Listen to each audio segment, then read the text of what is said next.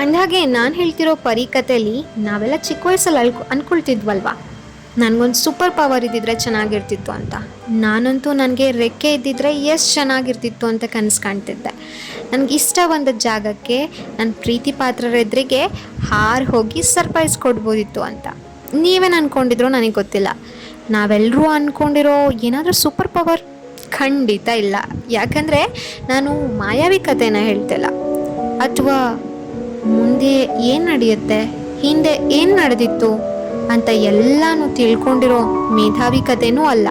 ಹೀಗೆಲ್ಲ ನನಗೆ ಪವರ್ ಇದ್ದಿದ್ರೆ ಎಷ್ಟು ಚೆನ್ನಾಗಿರ್ತಿತ್ತು ಅಂತ ನಾವು ನೀವು ಅಂದ್ಕೊಳ್ಳೋ ಹಾಗೆ ಪುಟ್ಟ ಕನಸು ಕಾಣು ಪುಟ್ಟ ಪೂರಿ ಕಥೆನೇ ನಾನು ಹೇಳ್ತಿರೋದು. ವಿಷಯಕ್ಕೆ ಬರೋಣ. ದೀಪಾ ಯಾವಾಗಲೂ ನಮ್ಮ ಪರಿ ಚಿಂತೆ ಮಾಡೋದಂತೂ ಹೌದು.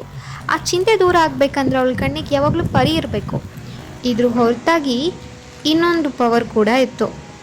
ನಮ್ಮ ದೀಪ ಮಾಡೋ ಕಾಫಿ, ಅವಳೇ ಮಾಡೋ ಕಾಫಿ ರುಚಿ ಅವಳ ನಾಲಿಗೆಗೇರಿದ ತಕ್ಷಣಕ್ಕೆ ಅವಳ ಚಿಂತೆ ಎಲ್ಲ ಹಾರೋಗ್ತಿತ್ತು.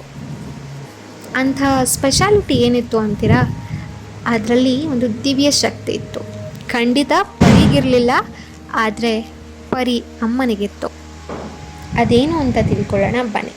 ಅದಕ್ಕಿಂತ ಮುಂಚೆ ನನ್ನ ಚಾನಲ್ನ ಸಬ್ಸ್ಕ್ರೈಬ್ ಮಾಡೋದನ್ನ ಮರಿಬೇಡಿ. ಈ ಕತೆ ನಿಮ್ಗೆ ಇಷ್ಟ ಆಗುತ್ತೆ, ಮುಂದೆ ಕೇಳಬೇಕು ಅಂದರೆ ಲೈಕ್ ಮಾಡೋದನ್ನ ಕೂಡ ಮರಿಬೇಡಿ. Thank you.